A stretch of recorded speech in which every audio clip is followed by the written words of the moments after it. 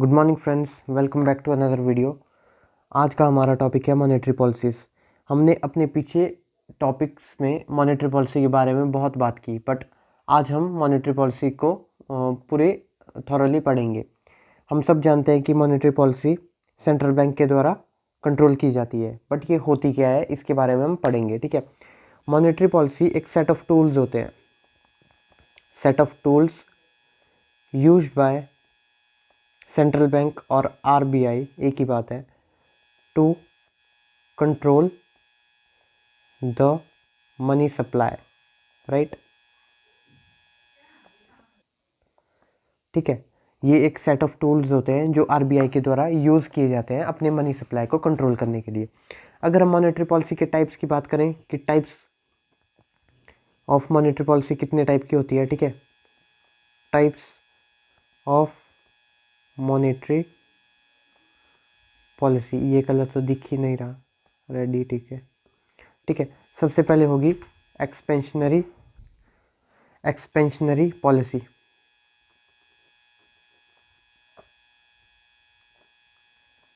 ठीक है, और एक होती है कॉन्ट्रैक्शनरी पॉलिसी। देखिए, मैं जब से इकोनॉमी के लेक्चर्स ले रहा हूँ, मेरा एक कहना, मैं एक चीज़ बार बार दोहरा रहा हूँ। अगर आपकी इंग्लिश में वोकेबलरी अच्छी है तो आपके इकोनॉमिक के कंसेप्ट समझने में काफ़ी हद तक हेल्प होगी। देखिए, एक्सपेंशनरी पॉलिसी एक्सपैंड कर रही है, राइट। कॉन्ट्रैक्शनरी पॉलिसी कॉन्ट्रैक्ट कर रही है। एक्सपेंशनरी पॉलिसी में आरबीआई जो है वो मनी सप्लाई को बढ़ाएगा, राइट। और कॉन्ट्रैक्शनरी पॉलिसी में आरबीआई जो है मनी सप्लाई को वो घटा देगा, राइट। अब इसको यूज़ कब कब करते हैं, ठीक है। अब ईपी में एक्सपेंशनरी पॉलिसीज़ को लिखूंगा। एक्सपेंशनरी पॉलिसीज़ तब यूज़ की जाती है जब ग्रोथ नीचे चली हो, मतलब डिक्रीज में हो, डिमांड मार्केट में नहीं हो और इकोनॉमी रिसेशन के स्टेट में हो। तो आरबीआई मनी सप्लाई को बढ़ा के ठीक है, डिमांड को जनरेट करती है। डिमांड को जनरेट करने के बाद ऑटोमेटिकली ग्रोथ इकोनॉमी में देखने को मिलती है, राइट।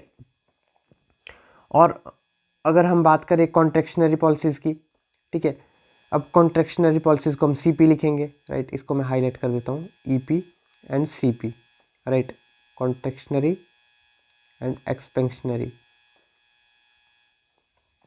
तो कॉन्ट्रैक्शनरी पॉलिसीज़ में मतलब मनी सप्लाई को कम किया जाएगा। क्यों मनी सप्लाई को कम किया जा रहा है? क्योंकि इन्फ्लेशन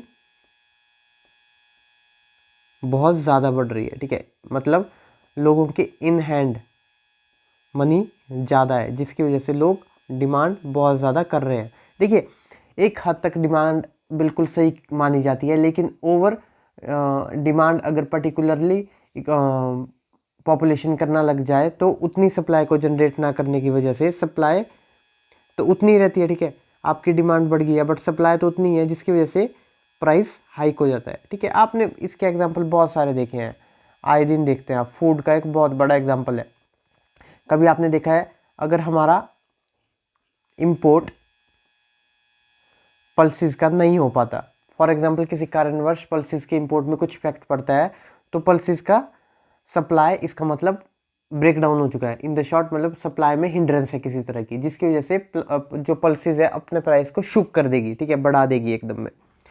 अब इस मॉनेटरी पॉलिसीज को यूज़ क्यों किया जाता है, ठीक है, इसको मैं आपको पहले भी समझा चुका हूँ, ठीक है। दो तीन हम नए चीज़ें सीखेंगे और कुछ वही बातें दोहराएंगे। फॉर एग्जांपल इन्फ्लेशन को कंट्रोल करना, ठीक है, ग्रोथ को मेंटेन करना, ठीक है। इन्फ्लेशन कंट्रोल कैसे होगी? जब हम कॉन्ट्रैक्शनरी पॉलिसीज लगाएंगे, सीपी। ग्रोथ कैसे आएगी? जब हम एक्सपेंशनरी पॉलिसीज लगाएंगे, राइट, ईपी। और इसके बाद अगर हम कुछ और चीज़ की बात करें तो अनएम्प्लॉयमेंट जैसे फैक्टर, ठीक है, अनएम्प्लॉयमेंट को डील किया जाता है। देखिए, अनएम्प्लॉयमेंट को कैसे डील करेगा ये? अनएम्प्लॉयमेंट कब होगी किसी पर्टिकुलर इकोनॉमी में? जब वहाँ पे डिमांड नहीं होगी, राइट। डिमांड नहीं होगी तो प्रोडक्शन लेवल वहाँ का नीचे रहेगा। प्रोडक्शन लेवल नीचे होने पे जो फाइनल प्रोडक्ट, ठीक है, अब आप एक एग्जांपल के थ्रू समझिए। बाटा एक शूज़ मेकिंग कंपनी है, राइट। बाटा दिन का 40 पेयर ऑफ शूज़ निकालता है, राइट। लेकिन सडनली डिमांड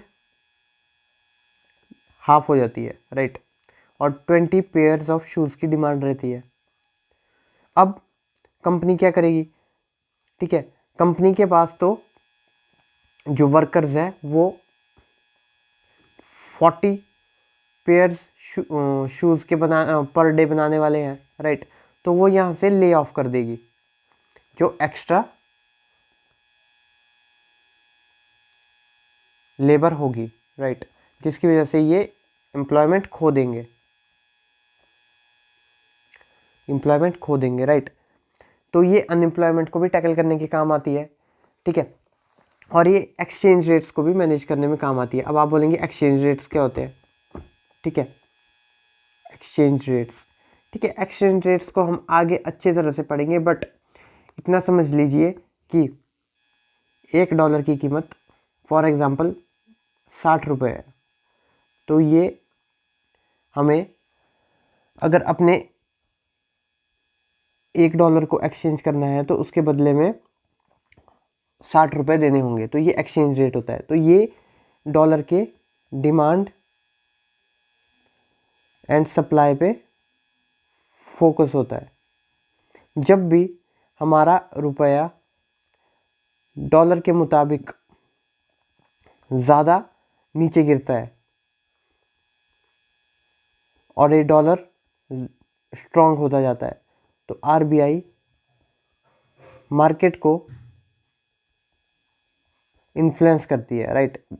मार्केट को कैसे इन्फ्लुएंस करेगी? ठीक है, आरबीआई डॉलर्स सेल कर देगी मार्केट में, जिससे कि डॉलर्स की सप्लाई इंक्रीज कर जाएगी, शुक कर जाएगी, और सप्लाई बढ़ने से जो एक प्राइस हाइक था वो नीचे आ जाएगा और एक्सचेंज रेट मेंटेन हो जाएगा, एक्सचेंज रेट, राइट। तो यही हमारी मॉनेटरी पॉलिसी है, एक्सपेंशनरी, कॉन्ट्रैक्शनरी, ठीक है। क्या इसके रीज़न है, क्या ये इफ़ेक्ट डालती है, ये सब हमें इसके थ्रू पता लगता है, राइट। अब अगर हम बात करें मॉनेटरी पॉलिसीज़ में, ठीक है, इंडिया की एक मॉनेटरी पॉलिसी फ्रेमवर्क भी है, मॉनेटरी पॉलिसी फ्रेमवर्क, जिसमें हम मॉनेटरी पॉलिसी फ्रेमवर्क, राइट। तो 2016 में आरबीआई एक्ट 1934, जिससे RBI reserve bank of India govern होता है, राइट, उसको अमेंड किया जाता है और उसमें एक सेक्शन डाला जाता है 45ZA, ठीक है, इस सेक्शन को याद रखेंगे, सेक्शन 45ZA, राइट। तो इस सेक्शन के according central government in consultation with RBI inflation की टारगेटिंग करेगी, ठीक है, इन्फ्लेशन की टारगेटिंग करेंगी। इन्फ्लेशन की टारगेटिंग मतलब हमारी कंट्री में इन्फ्लेशन कितना रहना चाहिए। तो अभी ये टारगेट 4% का है, जिसकी टॉलरेंस ±2% है, मतलब ये 2% से 6% में वेरी कर सकता है, पर मेनली ये 4% रहना चाहिए, राइट। अब ये तय कौन करता है? ठीक है, इस पर्टिकुलरली रेट को सेंट्रल गवर्नमेंट तय करती है, बट आरबीआई की ड्यूटी होती है इस टारगेट को मेंटेन करने के लिए, राइट। देखिए गाइस, आप भी नोट्स इसी तरह दोनों लैंग्वेज में बनाया कीजिए, इंग्लिश प्लस हिंदी। इससे क्या होता है, आप माइंड में जो चीज़ सोचते हो वही लिखते हो, तो आपका अच्छी तरह से कंसेप्ट बिल्डिंग होता है। ये मेरा एक तरीका है पढ़ाने का, पढ़ने का। तो अगर आपको ये सही नहीं लगेगा तो आप बोलिएगा, मैं प्योर इंग्लिश में लिखना शुरू कर दूंगा, राइट। तो अभी एट प्रेजेंट जैसे कि हमें पता है 4% की इन्फ्लेशन टारगेट हमने रखा हुआ है, राइट। हर 5 साल में सेंट्रल गवर्नमेंट को ये चेंज करना होता है, बट अभी 4% ही इसको माना गया है। अब इसी सेक्शन के थ्रू एक कमेटी हमारे पर्टिकुलरली आरबीआई एक्ट के थ्रू ऐड होती है, मॉनेटरी पॉलिसी कमेटी। ठीक है, यही है, ये 6 मेंबर की कमेटी है, राइट। अब ये 6 मेंबर की कमेटी है, ठीक है। अब ये जो 6 मेंबर है ये होते कौन है, ठीक है। सबसे पहले तो आरबीआई गवर्नर होंगे। आरबीआई गवर्नर इसके एक्स ऑफिशियो हेड होते हैं, head in the sense chairman होते हैं, ठीक है। एक आरबीआई के डेप्यूटी गवर्नर होते हैं, ये भी एक्स ऑफिशियो मेंबर होंगे, ठीक है। जैसे कोई मतलब एक्स ऑफिशियो का मतलब होता है जैसे कोई आरबीआई गवर्नर बनेगा वो ऑटोमेटिकली इस कमेटी का चेयरमैन हो जाएगा, कोई अपॉइंटमेंट करने की ज़रूरत नहीं होगी। आरबीआई का डेप्यूटी गवर्नर जो बनेगा वो एक्स ऑफिशियो मेंबर इसका डायरेक्ट बन जाएगा, ठीक है। और आरबीआई का एक सेंट्रल बोर्ड होता है, राइट। सेंट्रल बोर्ड आरबीआई का होगा, उससे एक मेंबर नॉमिनेटेड होता है। अब ये 3 तो हो गए आरबीआई से जुड़े हुए सदस्य, टोटल तो 6 सदस्य होते हैं। बाकी के 3 कौन होते हैं, तो बाकी के 3 होते हैं, एक सिलेक्शन कम सर्च कमेटी बनती है, राइट।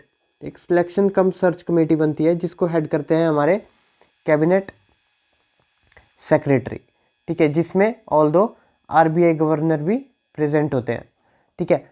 वो कमेटी जिनको नॉमिनेट करती है वो मेंबर होल्ड करते हैं ऑफिस, ठीक है। पर ये मेंबर जो है ये 4 ईयर्स के लिए होल्ड करेंगे ऑफिस को, राइट। और ये एलिजिबल नहीं होते रीअपॉइंटमेंट के लिए, ठीक है। इसका कोरम 4 मेंबर्स का है। ये बहुत छोटी छोटी बातें हैं, ये आपको ध्यान में रखनी पड़ेगी। कोरम मतलब मिनिमम 4 मेंबर्स चाहिए मीटिंग करने के लिए।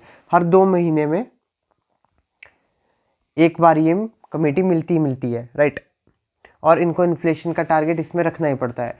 देखिए एक बड़ी मज़ेदार बात है, अगर committee monetary policy committee inflation को 4% में रखने में नाकामयाब रहती है तो उनको पर्टिकुलरली सरकार को रीज़न देना पड़ता है कि क्या कारण था जिसकी वजह से इन्फ्लेशन को कंट्रोल करने में हमारी जो मॉनेटरी पॉलिसी कमेटी है या आरबीआई जो है वो सक्षम नहीं रही।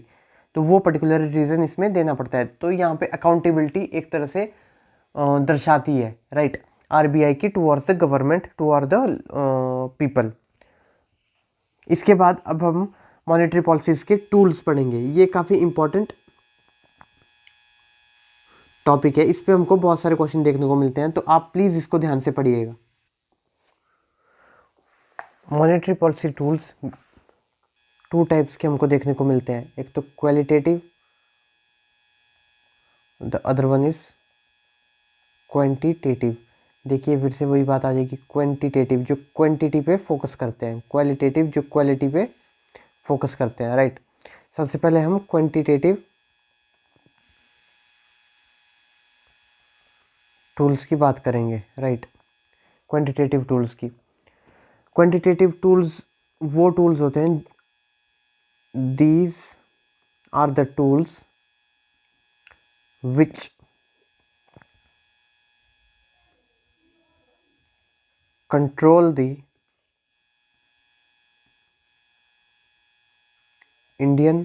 control the economy by controlling the quantity of money,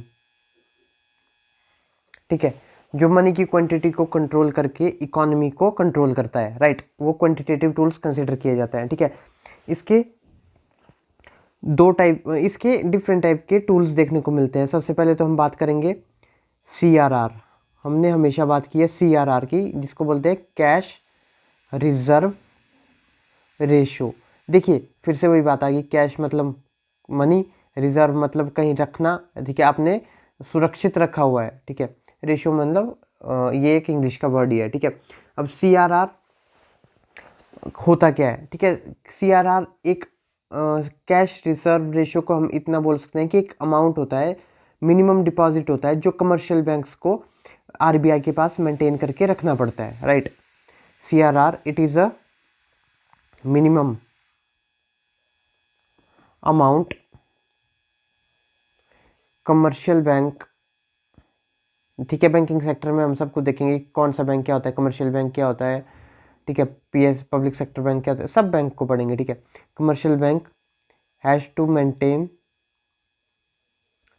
with RBI, right.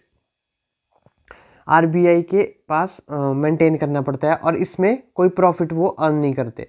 ठीक है, मतलब कोई इंटरेस्ट नहीं देता आरबीआई उनको, सिर्फ मेंटेन करके रखना पड़ता है। ठीक है। अब अभी तो ये I think right now CRR I think 4 point कुछ परसेंट है, आप देख लीजिएगा। ठीक है। सेकंड SLR, अब इसका जो स्टैट्यूटरी लिक्विड रेशो, ठीक है, ये भी एक amount, minimum amount of money होता है। Minimum amount of money commercial bank has to maintain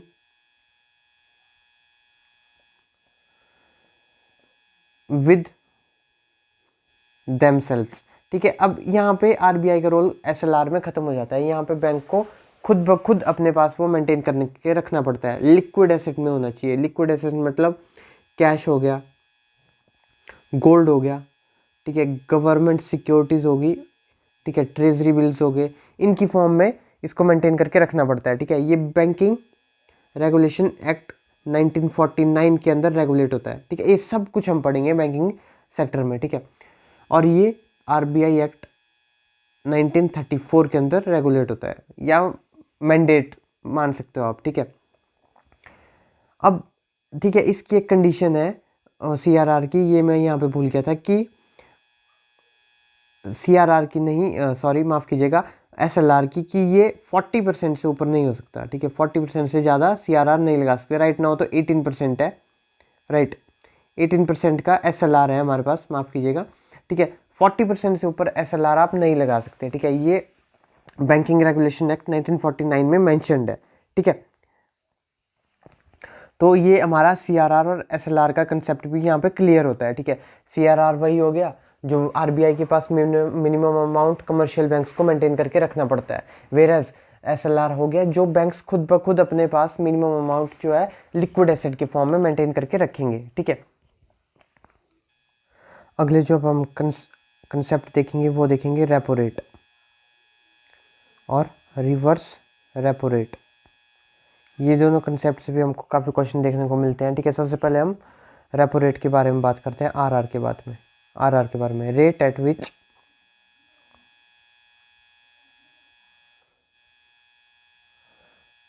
banks borrow money from RBI.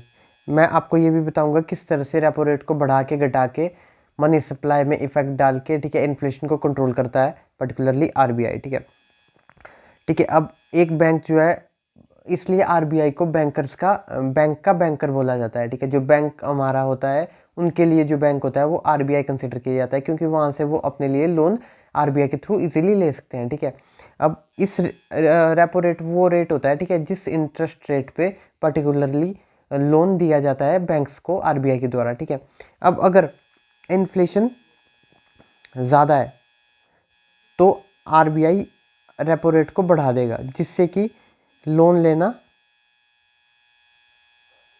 महंगा हो जाएगा। ठीक है। महंगा हो जाएगा तो लोन नहीं दे पाएंगे, तो बैंक्स के पास मनी सप्लाई कम हो जाएगी, जिसके थ्रू वो पीपल में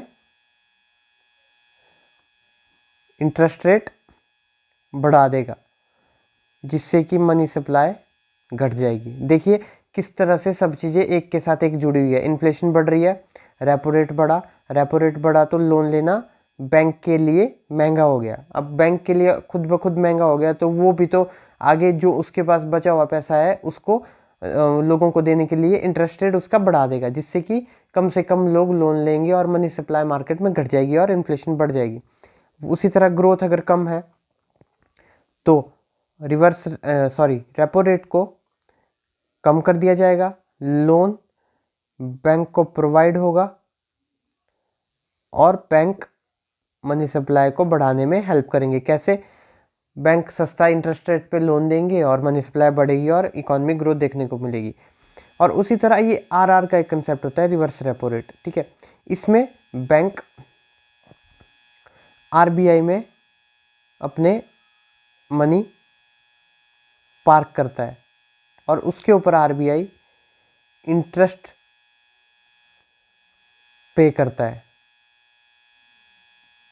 बैंक को, राइट। सबसे पहले यहाँ पे आरबीआई बैंक को लोन दे रहा था, राइट।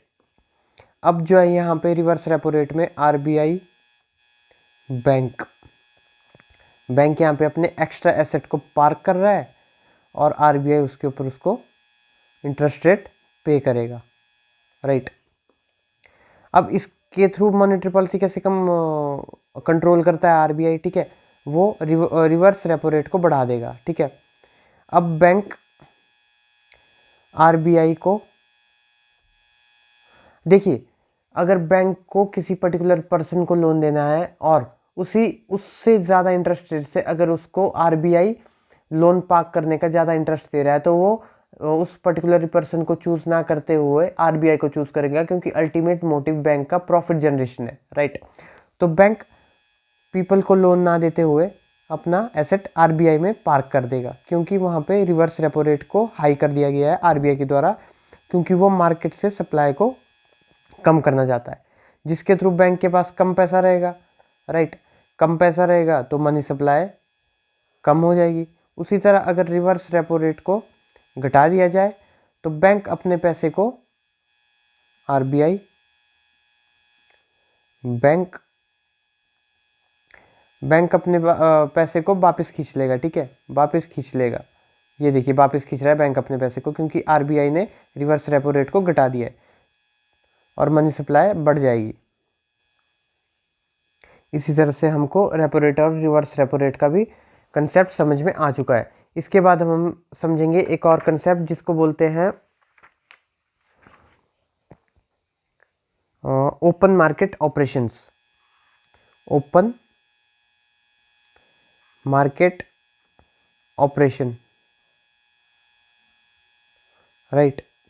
ओपन मार्केट ऑपरेशन, ठीक है। इसमें क्या होता है, ओपन मार्केट ऑपरेशन में जो आरबीआई होता है वो गवर्नमेंट के बिहाफ में सिक्योरिटीज को, गवर्नमेंट की जो सिक्योरिटीज होती है उसको बाय और सेल करता है, राइट। बाय और सेल करेगा, उससे क्या फ़ायदा होगा, ठीक है। जब भी आरबीआई को मनी सप्लाई को कम करना है, ठीक है, मनी सप्लाई को कम करना है तो वो अपनी सिक्योरिटीज़ को सेल कर देंगी, ठीक है, जिससे कि मार्केट का जो मनी है वो सारा आरबीआई के पास पार्क हो जाएगा, राइट। लेकिन जब भी मनी सप्लाई को बढ़ाना है तो वो पर्टिकुलरली सिक्योरिटीज़ को बाय करेगी, जिससे कि मनी सप्लाई बढ़ जाएगा। देखिए, आप ज़रूर ये सोच रहे होंगे कि सारा इकोनॉमी में ये मनी सप्लाई का बढ़ना घटना का ही कंसेप्ट चला हुआ है, लेकिन यही इकोनॉमी है। अगर एक बार आप समझ गए कि किस तरह से मनी सप्लाई के बढ़ने से, मनी सप्लाई के घटने से हमारी चलती फिरती इकोनॉमी में क्या इफ़ेक्ट होता है, तो इकोनॉमी को आपको समझने में कोई भी प्रॉब्लम नहीं आएगी और कभी भी प्रॉब्लम नहीं आएगी, इस बात की गारंटी मैं देता हूँ। बस आपको बैठना है और समझना है कि आप क्या, कब और कैसे मनी सप्लाई को कंट्रोल करेंगे। इसके बाद क्वांटिटेटिव टूल्स यहीं तक थे। इसके बाद अब हम क्वालिटेटिव टूल्स की बात करेंगे, ठीक है। क्वांटिटेटिव टूल्स और भी है, बट मेनली जो इम्पोर्टेंट टूल्स यही थे। बाकी अगर आपको समझना होगा तो do right in the comment section, I will make a video on the topic, please do comment.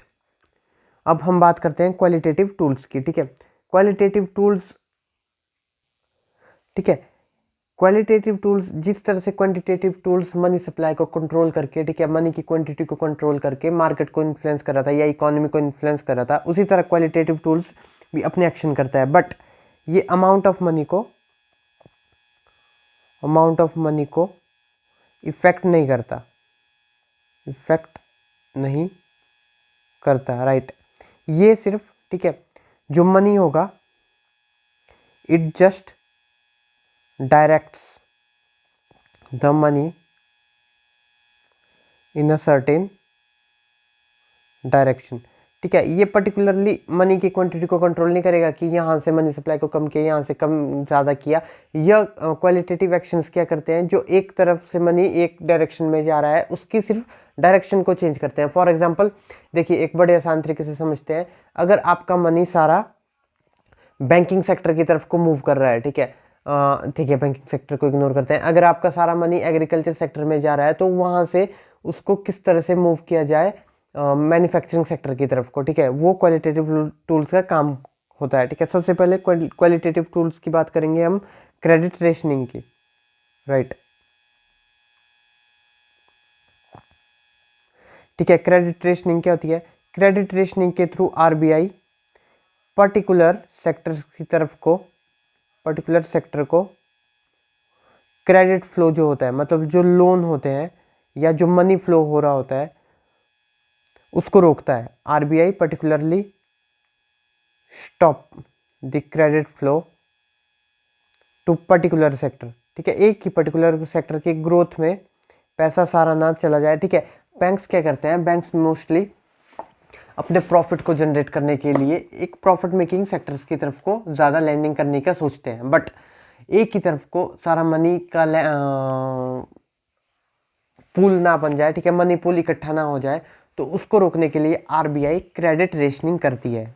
Mind, ठीक है, माइंड में बिल्कुल बिठाएंगे, क्रेडिट रेशनिंग करती है, जिसके थ्रू वो पर्टिकुलरली सेक्टर में मनी फ्लो को रोकती है, ठीक है। एक ही सेक्टर में सारा मनी इकट्ठा ना हो जाए, इसके लिए वो क्रेडिट रेशनिंग करती है, ठीक है।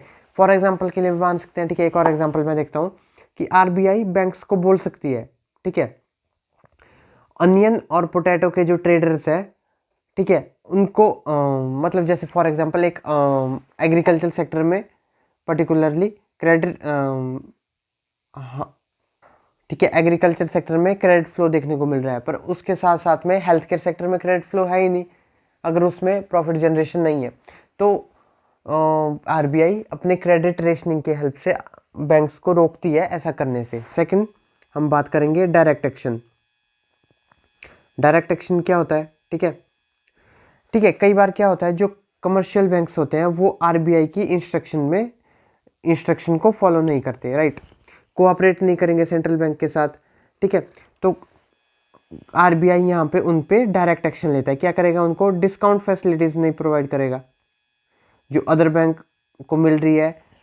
सब बैंक्स को कुछ डिस्काउंट फैसिलिटीज प्रोवाइड करता है आरबीआई, ठीक है, तो वो उस बैंक को उस फैसिलिटीज से बाहर कर देगा, ठीक है, और उसके अगेंस्ट पिनल एक्शन भी लेगा। तो वो डायरेक्टली आरबीआई इसमें एक्शन ले रहा है, तो इसलिए इसका डायरेक्ट एक्शन नाम कंसिडर किया जा सकता है। नंबर थर्ड की बात करते हैं, मॉरल सुएजन। मॉरल सुएजन क्या होता है? ठीक है, यहाँ पे क्या होगा, आरबीआई जो है वो एडवाइस देगा, ठीक है, कमर्शियल बैंक को, भाई जो मेरी क्रेडिट पॉलिसीज हैं उनके साथ आप मैच करके चले, ठीक है, क्रेडिट पॉलिसीज को मैच करें। और इससे ज़्यादा तीन हमने मॉरल सुएजन पढ़ा, क्रेडिट रेशनिंग पढ़ा और डायरेक्ट एक्शन पढ़ा, यही क्वालिटेटिव टूल्स सामने आते हैं, ठीक है।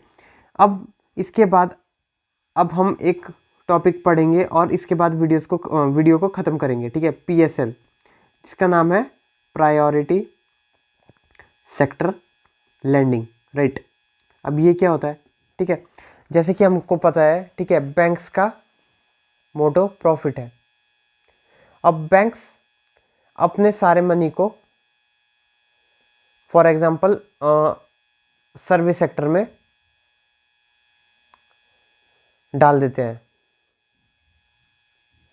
अदर सेक्टर जैसे एग्रीकल्चर सेक्टर हो गया, मैन्युफैक्चरिंग सेक्टर हो गया, और अदर कई छोटे सेक्टर्स जो होते हैं वहाँ पे क्रेडिट इनफ्लो की कमी आ चुकी है, ठीक है, वहाँ पे पैसा है ही नहीं, तो वहाँ पे ग्रोथ कैसे होगी? तो इस पर्टिकुलरली चीज़ को रोकने के लिए 1968 में आरबीआई ने पीएसएल का कंसेप्ट लाया, ठीक है। अब बैंक्स को जो है वो कुछ ऐसे प्रायोरिटी सेक्टर्स बनाए गए हैं जिनको लैंड करना आवश्यक है, ठीक है, तो उसको प्रायोरिटी सेक्टर लैंडिंग बोला जाता है, ठीक है। जैसे कमर्शियल बैंक को अपने PSL में 40% कंट्रीब्यूट करना पड़ता है अपना क्रेडिट इनफ्लो का, राइट। 40% ही फॉरेन बैंक्स को करना पड़ेगा। जो RRBs हैं, जो रीजनल रूरल बैंक्स हैं, उनको तो 75% करना पड़ता है अपना एडजस्टेड नेट बैंकिंग क्रेडिट का, ठीक है। अर्बन कोऑपरेटिव बैंक का 75% इनको कंट्रीब्यूट करना पड़ता है, ठीक है। तो ये सब एक छोटे छोटे कंसेप्ट थे जो हमने आज पढ़े हैं। तो हम प्लीज़ फ्रेंड्स लाइक कीजिएगा, कमेंट करिएगा और प्लीज़ सब्सक्राइब करके जाइएगा। और मुझे कमेंट सेक्शन में बताइएगा कि मैं कौन से टॉपिक पे अगली वीडियो बनाऊं जिससे कि आपका फ़ायदा हो सके। Thank you very much.